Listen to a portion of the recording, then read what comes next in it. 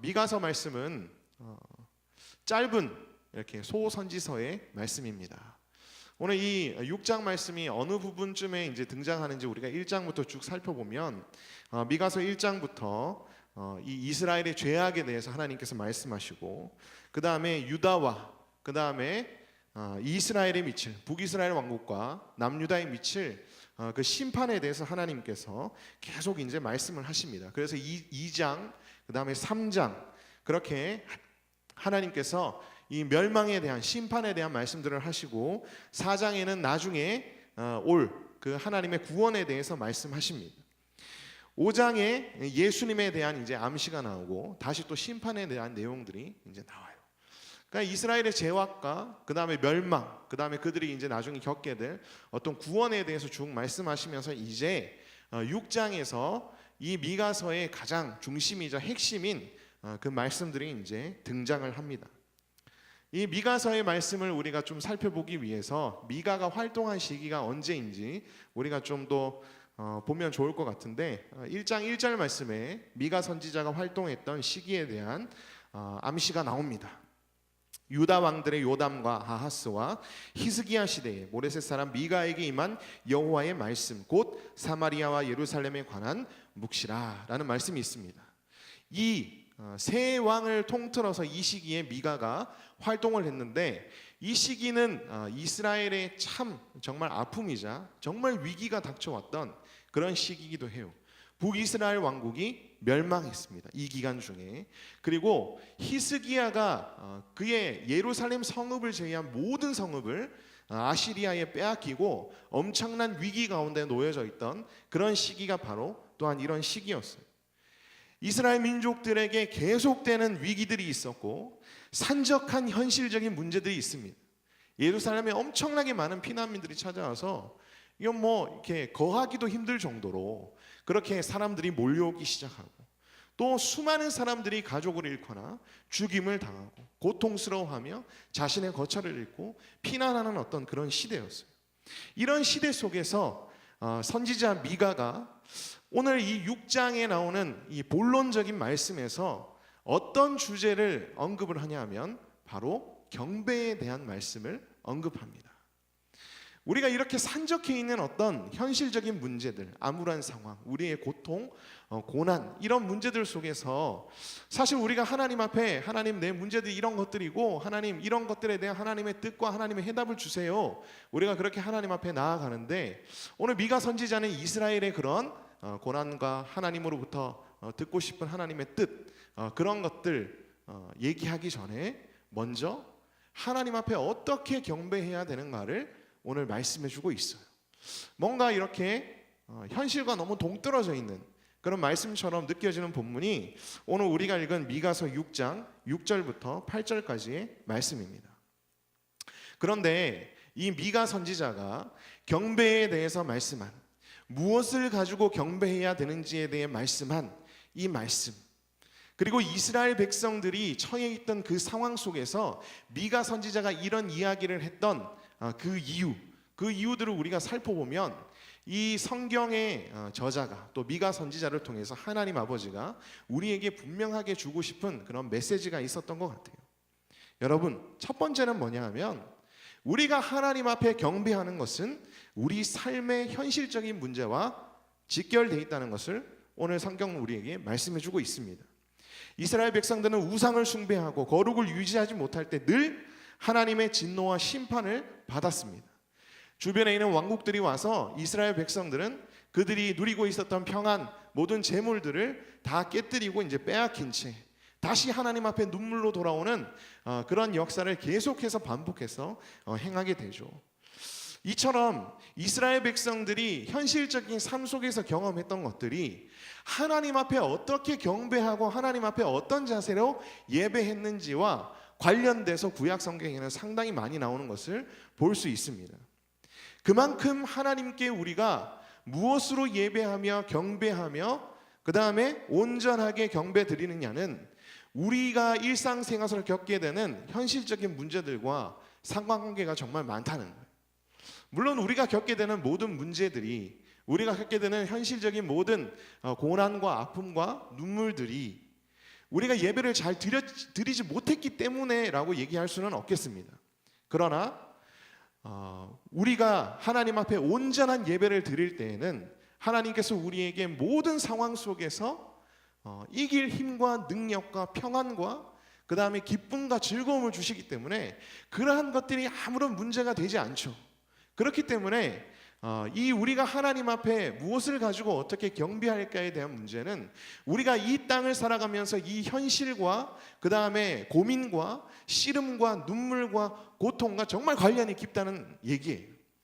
그래서 여러분들이 정말 힘든 문제를 가지고 하나님 앞에 울부짖으며 기도하고 있다면 여러분들은 무엇을 점검하고 여러분들이 무엇을 돌아봐야 하냐면 여러분들의 경배드리는 모습, 하나님 앞에 여러분들이 어떻게 예배하고 있는지를 여러분들이 점검해야 됩니다.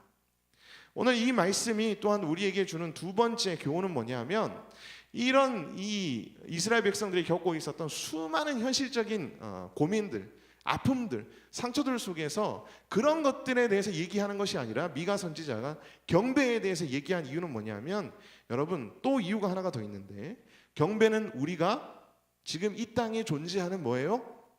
이유이자 목적이에요. 에베소서 1장 6절 말씀에 그의 은혜의 영광을 찬송하게 하려는 것이라.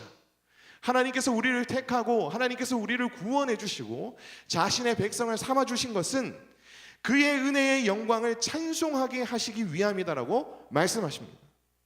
여러분 경배는 우리가 살아있는 근본적인 목적이자 이유예요. 우리에게는 각자의 현실적인 고민과 문제들이 있죠. 그리고 응답받고자 하는 그런 기도 제목들도 참 많이 있습니다.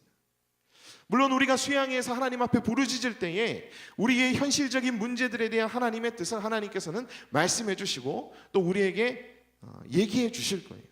그런데 여러분 우리가 수양회를 가고자 하는 여러분 최고의 이유이자 본질적인 목적은 뭐가 돼야 됩니까?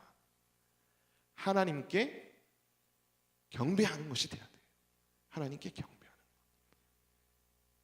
여러분 응답받는 것은 여러분 하나님께서 우리에게 은혜를 주실 때에 열매들로 주시는 것들이죠. 여러분 응답받는 것은 우리가 존재하는 목적이자 이유가 아닙니다. 여러분 우리는 찬송하기 위해서 경배드리기 위해서 지음을 받았고 택함 받은 자들입니다.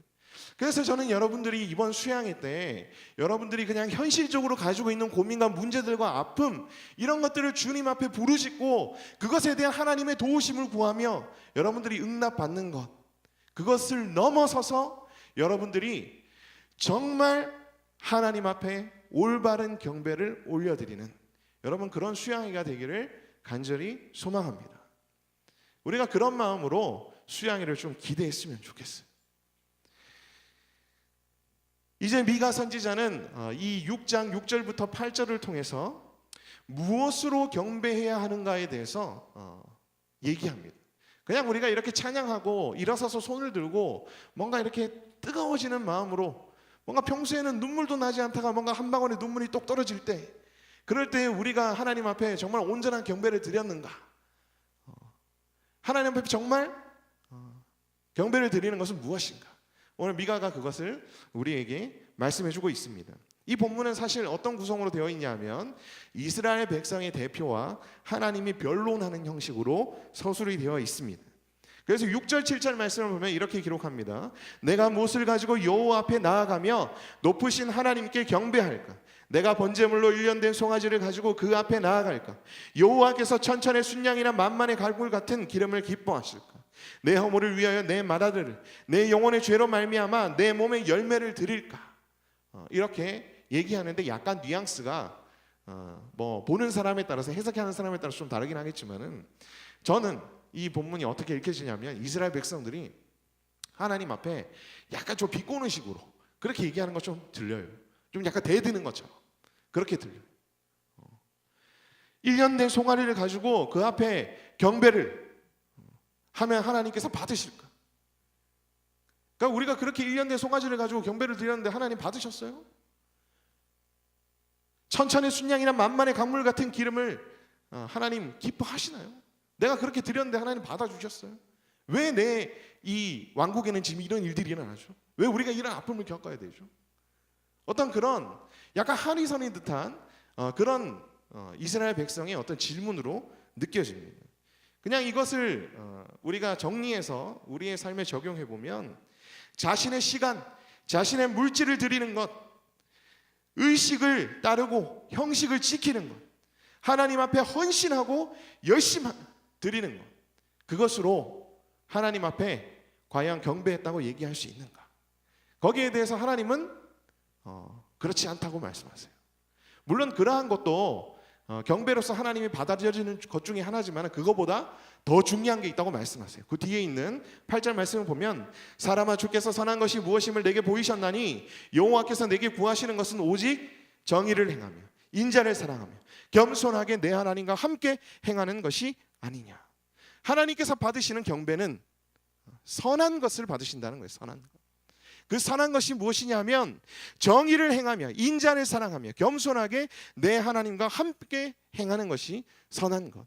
우리는 하나님 앞에 경배할 때 무엇을 가지고 경배해야 되는가? 바로 이 선한 것을 가지고 주님 앞에 경배해야 한다는 거예요. 여러분, 제가 대학 2부에서 간사를 하고 있을 때 정말 제 마음을 아프게 하는 일이 있었습니다. 그때 교육자님이 저보고 이렇게 간사를 그만했으면 좋겠다 이렇게 얘기를 했어요. 약간 돌려서 얘기했어. 돌려서 얘기해서 더 상처가 됐어. 원래 돌려서 얘기하면 더 상처를 받잖아요. 정말 빙빙 돌려서 얘기를 하는 거예요. 나는 정말 이렇게 내 공동체를, 내 대학부를 사랑하고 내 정말 온 힘을 바쳐서 섬겼는데 그 교육자님이 뭐 이유도 얘기를 안 해줘. 오신 지 얼마 안 된 교육자님이었어요. 이제 오신 지 얼마 안 된 교육자님이라서 뭔가 제가 사역하면서 좀 안 맞는 부분들이 있었겠죠. 그래가지고 교육자님이 이렇게 사임해라 이렇게 얘기한 거예요. 빙빙 돌려가지고. 그래가지고 이틀 밤을 자지를 못했습니다. 너무 분하기도 하고 막 억울하기도 하고. 그래가지고 옆에 간사님들 형들한테 이제 얘기해 보니까 그런 의미는 아닐 거야. 그런 거예요. 그래서 제가 이틀 후에 용기를 내서 목사님께 전화를 했습니다. 목사님, 그때 그 말이 저보고 간사를 사임하라는 말씀입니까? 라고 얘기하니까 또 빙빙 돌려가지고 그렇게 사임하라는 식으로 말씀하시는 거예요. 그러니까 맞았던 거지. 내 예감이 맞았던 거예요. 너무 마음이 힘들었어요. 너무 많이 힘들고 이제는 그 모든 제 안에 있는 분노가 누구를 향하기 시작했냐면은 하나님을 향하기 시작했습니다. 하나님, 내가 이 젊은 시기를 정말 내 사랑하는 대학부를 위해서 바치고 온 힘을 다해 열정을 다해 열심을 다해 주님 앞에 드렸는데 내가 그렇게 주님 앞에 예배했는데 주님 이게 뭡니까? 라고 하나님 앞에 막 제 방에서 혼자서 이렇게 부르짖는 순간 하나님께서 제 마음속에 딱 한마디의 마음을 들려주시는 거예요. 네가 언제 날 예배했는데? 네가 날 언제 예배했는데? 그러니까 내가 그렇게 열심을 가지고 하나님 앞에 헌신했던 것이 주님을 경배하기 위함이 아니고 주님을 예배하기 위함이 아니고 뭐였던 거예요? 날 위했던 거예요. 그때 그걸 제가 깨달으면서 정말 하나님 앞에 회개하고 와장창 묻어지고 그렇게 주님 앞에 이렇게 엎드리는 그런 시간들이 있었습니다. 그 후에 교육자님을 찾아가서 제가 잘못했습니다. 그렇게 말씀드리고 용서를 구하고 그 다음에 2달 후에 사임을 했습니다. 뭔가 좀 아름다운 결말을 기대했겠지만은 사임을 했습니다. 그 후에 하나님께서 기회 주셔서 대학부에서 전도사로 이제 교육 전도사로 이렇게 발탁이 돼가지고 또 그 목사님과 함께 참 아름다운 그런 동역을 했어요. 정말 아름답게 동역했습니다. 지난 그 겨울에는 선교를 가서 그 목사님과 함께 또 선교도 했습니다. 제가 그 경험을 하면서 하나님 앞에 예배하는 것이 단순히 내가 가지고 있는 소중한 것을 드리고 내 시간을 드리고 물질을 드리고 내가 열심을 가지고 헌신하는 것 그것만이 하나님 앞에 경배하고 예배하는 것이 아니구나. 그것이 나를 위해서 내 의를 세우기 위해서 내가 사용한 것이었구나. 그런 생각들이 참 많이 들었어요. 무엇을 가지고 경배해야 하는가? 여러분 말씀을 다시 보면 8절 말씀에 정의를 행하며 인자를 사랑하며 겸손하게 내 하나님과 함께 행하는 것이 아니냐. 여러분, 우리 안에 의롭지 못한 모든 행위를 바로잡고 고치고자 하는 어떤 노력, 정죄하지 않으면 미워하지 않고 사랑하려는 노력, 오래 참음에서부터 모든 것을 바라는 의지적인 사랑의 노력, 그것이 바로 공의와 인자입니다. 여기서 나오는 인자는 예수님을 의미하는 그런 인자가 아니고 인자하심 할 때 그 인자예요. 저희 부서에 정말 아름다운 형제들이 예전에 있었습니다. 예전에 지금도 있을 거예요. 제가 알지 못할 수도 있지만 예전에 이 형제들이 몇 명이 모여가지고 이 형제들이 모이는 이유는 그거예요. 자기 안에 있는 형제들은 다 이런 부분들이 약하잖아요. 이 음란의 죄들을 해결하고 싶어서 몇 명의 친구들이 모인 거예요. 매주마다 모여서 자기가 한 주 동안 음란의 죄악을 저지른 것들을 서로 시인하고 고백하고 기도해주고 벌금도 거두고 그러면서 서로 다시 격려하고 다시 다음 한 주를 이겨내자고 서로 힘을 내면서 그렇게 자신의 음란한 죄악들을 이렇게 고쳐가려고 주님 앞에 노력. 서로의 그 죄악에 대해서 고백했을 때 비난하고 정죄하지 않고 모든 것을 바라며 이 사람이 이겨낼 수 있다고 주님 성령 주시면 이겨낼 수 있다 기대하면서 정죄하지 않으며 그렇게 서로 기도하는 그런 형제들의 모습 너무 아름답지 않습니까? 너무 아름답지 않아요? 여러분, 이 친구들이 드리는 경배는 하나님이 저는 너무너무 받으실 거라 생각해요. 너무너무 받으실 거라 생각해요. 여러분, 겸손하게 하나님과 행하는 것, 하나님과 동행하고 친밀한 교제를 나누는 것. 여러분, 다른 것 때문에 다른 것이 더 중요하다고 예배를 빠지고 집회를 빠지는 자의 경배는 하나님이 별로 받으시지 않으세요. 그것은 정말 형식이고 의식일 뿐입니다. 여러분, 우리의 예배가 어떠한지, 우리가 하나님 앞에 드리는 경배가 어떠한지 우리가 돌아보는 그런 시간이 되기를 간절히 소망합니다. 저는 오늘 이 자리에 나와 있는 분들은 하나님께서 여러분들의 경배를 반드시 받으실 거라 생각합니다. 왜? 이 자리에 온 것 자체가 여러분들이 선한 것이에요. 선한 것으로 주님 앞에 이렇게 나아가기 때문에 여기 나온 분들은 저는 수양회 때 하나님 앞에 최고의 경배를 올려드릴 거라고 확신합니다. 물론 그 경배를 올려드릴 때 주님의 얼굴을 배우며 여러분이 가지고 있는 그런 기도의 응답들도 여러분들이 경험하실 거라 믿어요. 우리가 이렇게 무엇을 가지고 주님 앞에 경배할지 함께 말씀을 나누고 또 우리 수양회가 정말 주님 앞에 온전한 경배를 올려드리는 그런 수양회가 되기를 간절히 바라는 마음으로 이 시간 우리가 주님 앞에 좀 간절히 기도하는 시간을 가지도록 하겠습니다. 여러분 다 눈을 감으시고 이 시간 주님 앞에 우리가 잠잠히 돌아보면서 이 시간 좀 기도했으면 좋겠습니다.